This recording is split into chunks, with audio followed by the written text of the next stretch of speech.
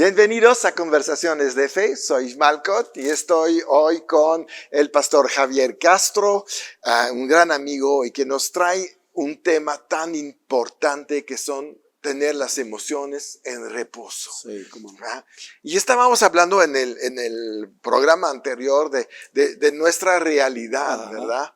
Y es tan importante hacer la diferencia y ahí terminaste que lo que vemos es la realidad y es lo que generalmente afecta nuestras emociones. Sí, Pero no podemos vivir conforme a la realidad, sino vivir conforme a la verdad. así es. Y lo que está escrito es la verdad y no siempre concuerda. Así es. Al contrario, muchas veces vemos que la Biblia dice lo contrario de lo que estamos viendo ahí. Entonces tenemos que saber que lo que sucede en nuestras vidas, lo que Satanás está moviendo para hacernos desviar de nuestro camino, son engaños, son mentiras. Sí, Porque cuando tomamos autoridad sobre ellas, vemos que desaparecen. sí. ¿No? ¿Cuántas enfermedades que pensamos que han llegado a un cuerpo, al nuestro o a otra persona, realmente en el momento de poner las manos, ¿por qué se van? Porque no estaban establecidas ahí. Uh-huh. Estaban tratando de meterse a través de síntomas y de hacer que nosotros después les demos vida a través de nuestra confesión. Sí. Diciendo, ay, sí, ya me enfermé. No, había un síntoma, algo que estaba tocando la puerta de tu cuerpo, Sí. pero no estabas enfermo. Porque no somos enfermos. Por la llaga de Cristo Sí. fuimos, y yo agrego una palabra ahí, totalmente curados. Sí, cómo no. Pero Satanás va a querer matarnos a través de la enfermedad. Es una de sus armas que le queda, ¿no? Llegar con un engaño y a ver si lo recibimos. Y hacemos de esta realidad una verdad en nuestra vida. El poder para enfermarnos no está en Satanás, está en nosotros. Uh-huh. A través de lo que creemos. Así es. Sí. La fe convierte algo en una realidad. Uh-huh. Tenemos este poder de jalar de lo sobrenatural a través de la fe cualquier cosa y hacerla realidad. Entonces hay un gran peligro en dejar nuestra mente engañarse Uh-huh. y transformar nuestra fe. Porque nuestra fe expresa a través de lo que hablamos, se expresa a través de lo que hablamos. Sí. ¿Te acuerdas? Pablo dijo, creí, por lo tanto, hablé. Sí, cómo no. ¿Cuántas personas se maldicen todos los días? Bueno, hablabas de Job en el programa anterior. Fue lo que estaba hablando y decretando Uh-huh. que provocó Sí. su situación. Así es. No fue Dios que le mandó esta maldición, ni Satanás.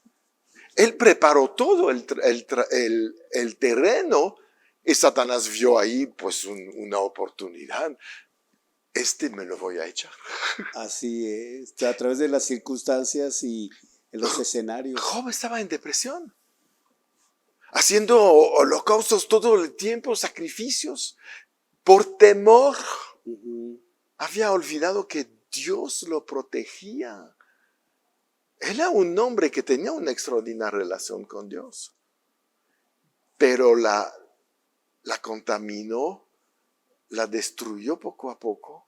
Perdió su confianza en Dios y confió más en los sacrificios que en Dios. Sí. Y eso es tremendo. Es cuando la mente no está en reposo. Sí, cómo no. Sí. Estaba en su tormenta. Así es. Y yo creo que muchos de nosotros debemos de aprender de Job. no tomarlo, porque muchos que están en depresión van a leer este libro. No es el momento para leer. Así es. No, de hecho, yo recomiendo que cuando estés viviendo algo similar a Job, en el sufrimiento, en el dolor, leas Efesios y Filipenses, Sí, porque Filipenses y Efesios te llevan a la realidad de cómo Dios ve las cosas desde un plano diferente, como comentas de la fe, ¿no? sí, claro. En el caso de Job, yo puedo embonar todo o redondear toda la enseñanza del libro en relación al hecho de que tenemos que aprender a encontrar a Dios en las señales. Ujú. Entonces, el dolor, el sufrimiento, la escasez, la pobreza, la enfermedad, todas estas cosas son señales.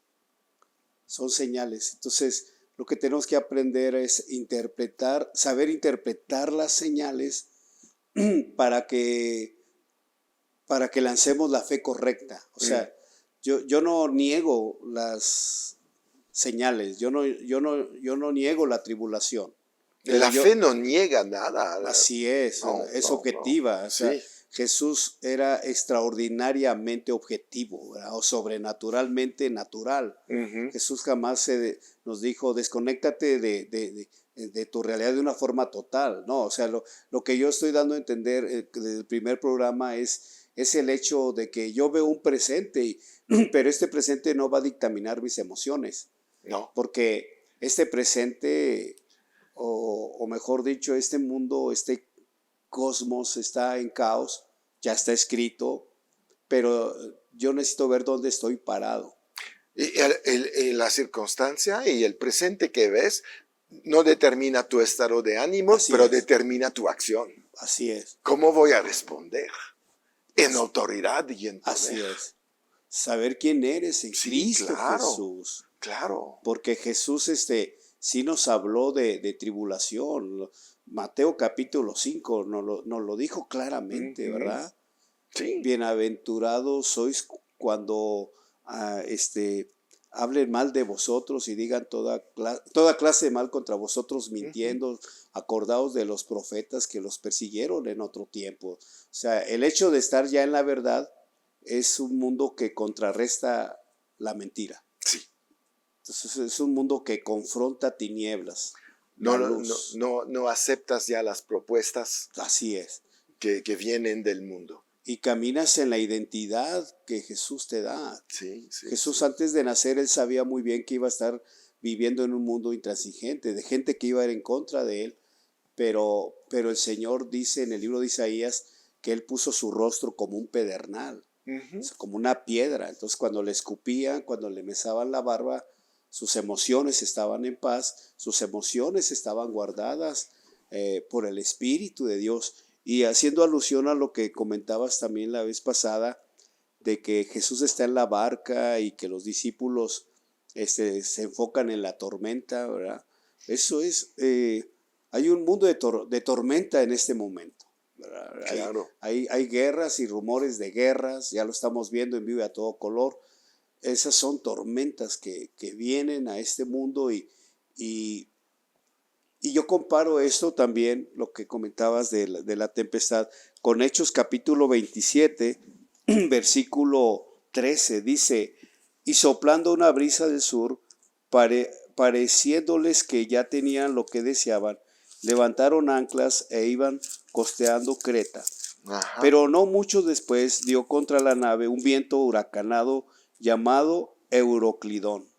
Ajá. Un viento llamado, un huracán, similar a lo que comentabas acerca de la tormenta. Sí. Algunos teólogos dicen que este Euroclidón o esta tormenta la provocó un demonio, un espíritu, ¿verdad? Claro. Que se llamaba así. Pero dice más adelante, y siendo arrebatada la nave y no pudiendo poner proa al viento, nos abandonamos a él y nos dejamos llevar, y habiendo corrido a sotavento de una pequeña isla llamada Clauda, con dificultad pudimos recoger el esquife. Una vez subido a bordo, usaron de refuerzos para seguir la nave, y teniendo temor de dar en la sirte, arriaron las velas y quedaron a la deriva. Pero siendo combatidos por una furiosa tempestad, al siguiente día empezaron a alijar. Y al tercer día, con nuestras propias manos, arrojamos los aparejos de las naves y no apareciendo ni sol ni estrella por muchos días, y acosados por una tempestad no pequeña, ya habíamos perdido toda esperanza de salvarnos. Ahí estás mirando las circunstancias, Sí. eso es, pierdes la esperanza, pierdes la fe. Entonces Pablo, como ya hacía mucho que no comíamos, puesto en pie en medio de ellos, dijo: habría sido por cierto conveniente, oh varones, hacerme oído y no zarpar de Creta tan solo para recibir este perjuicio y pérdida. Pero ahora os exhorto a tener buen ánimo, pues no habrá ninguna pérdida de vida entre vosotros, sino solamente de la nave. Porque esta noche, esto me encanta, verso 23, porque Sí. esta noche ha estado conmigo el ángel del Dios de quien soy y a quien sirvo. Amén. Ajá. Y dice ya más adelante que le dijo en verso 24, no temas, Pablo, es necesario que compadezcas ante César, y aquí Dios te ha concedido todos los que navegan contigo. Por tanto, oh varones, tened buen ánimo, ¿verdad? Sinónimo de fe, porque yo confío en Dios que será así como se me ha Dicho. Así es. Sí. Entonces, ¿qué es? Este es un mensaje muy contrario a lo que estaban viendo. Ajá. Sí, claro. El ángel vino a traer una noticia muy diferente, y lo que me encanta más adelante, ¿verdad? Dice la palabra en el verso 40, cortando pues las anclas, las dejaron en el mar, largando también las amarres del timón, e izadas al viento la vela de proa, afilaron hacia la playa.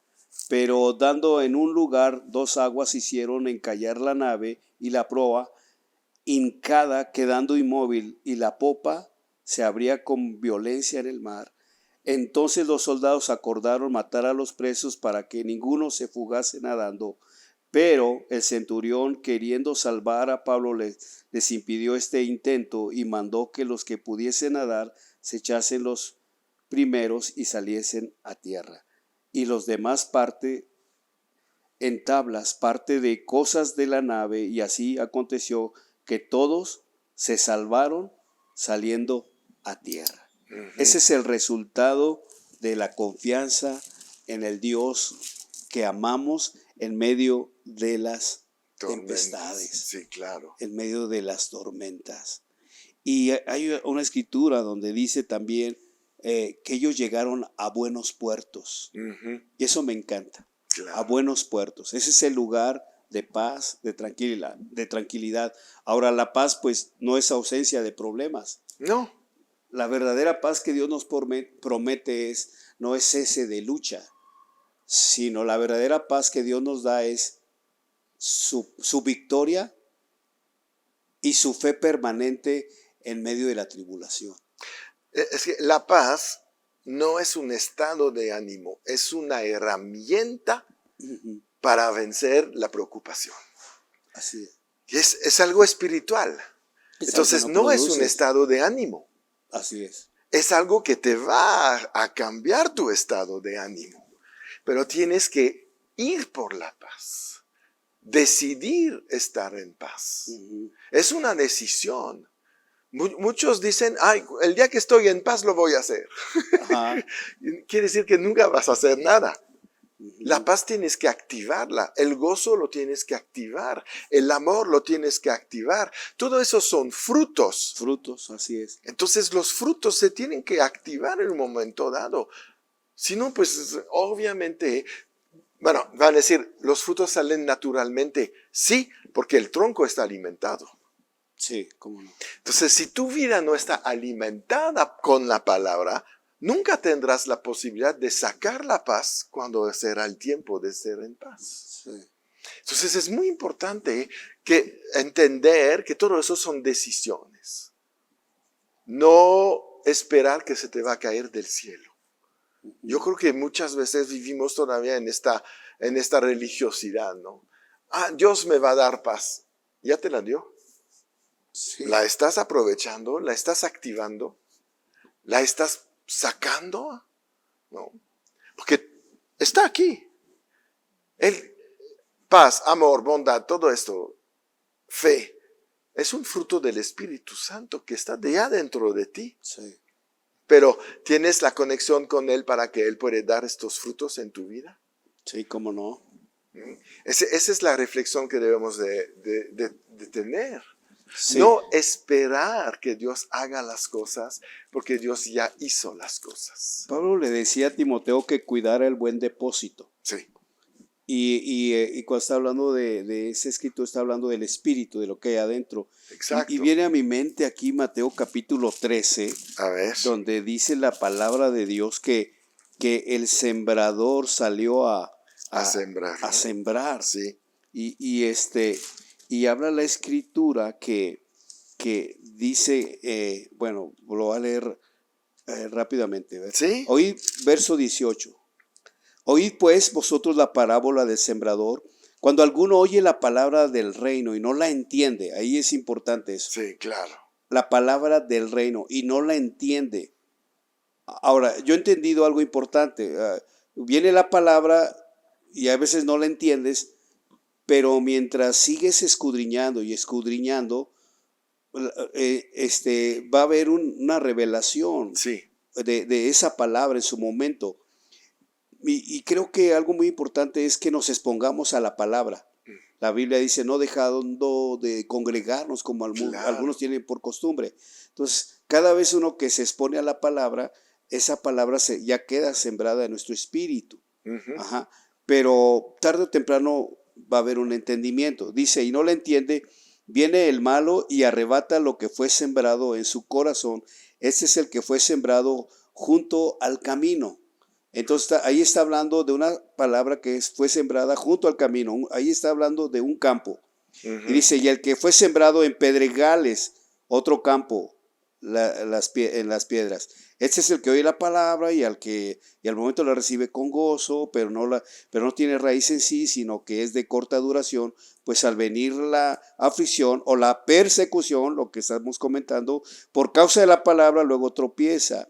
El que fue sembrado entre espinos, o tercer campo. Ujú. Este es el que oye la palabra, pero el afán de este siglo y el engaño de las riquezas ahogan la palabra y se hace infructuoso.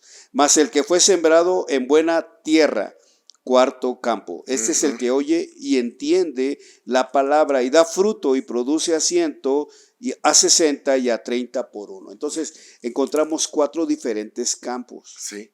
Uno de ellos, el último, es el efectivo, que está en el verso 23, pero hago alusión a esto porque puedo entender que hay 4, vamos a poner un ejemplo, son 4 personas, ¿verdad? Con su corazón, Ajá. ¿verdad? Entonces la palabra se siembra, la palabra se da, como dice Eclesiastés, que las palabras de un predicador son como clavos, ¿verdad? Entonces, que marcan verdad en el corazón. Entonces, ¿qué sucede? Son 4 terrenos, son 4 oídos, son 4 personas con situaciones diferentes, pero la palabra no cambia. No, es la misma. Las circunstancias cambiaron, pero las circunstancias ahogaron palabra, las circunstancias, pues hizo que se perdiera la palabra, ¿verdad? Ahí dice que fue robada, fue ahogada, ¿verdad? Pero porque la gente se dedicó a ver no la palabra, sino las circunstancias. Pero el que estaba en buena tierra, ¿qué quiere decir aquí? Algo importante es que la palabra no vuelve vacía, va a producir su fruto, pero el corazón del hombre, ¿cómo está? Y si el corazón del hombre es el correcto, pues va a producir un buen fruto. Por supuesto, por supuesto. La gente que vive en paz, con emociones en reposo, son los que van a recibir, porque no se distraen. Y van a resistir. Exacto. No se distraen por la circunstancia. Así es. Si estoy en paz, me puedes dar la peor noticia. Voy a tomar una buena decisión. Voy a tomar tiempo. no me voy a apresurar. Sí. Hasta lo vemos en Jesús, se te murió Lázaro, ahí vamos. Sí. Porque va a haber un milagro. Sí. Yo conozco el fin desde el inicio. Así es. Esa debe ser la posición del cristiano. No me voy a afanar por las noticias malas porque yo sé cómo todo termina. Sí. Yo sé que puedo estar en una crisis, pero no es mi destino. Ujú. Es parte de un momento de mi camino. Pero mi destino es exitoso, es en Cristo, es en la paz, es en el cumplimiento de la voluntad de Dios en mi vida. Y la voluntad de Dios para mi vida es bueno, agradable y perfecta. Muy bien, con esto paramos este programa. Vamos a seguir con este tema de la mente, en reposo, de las emociones en reposo. Pero mientras, no se les olviden suscribirse al canal para que estén enterados de lo que producimos. Compártenlo también con sus contactos y recuerdan, siempre en victoria.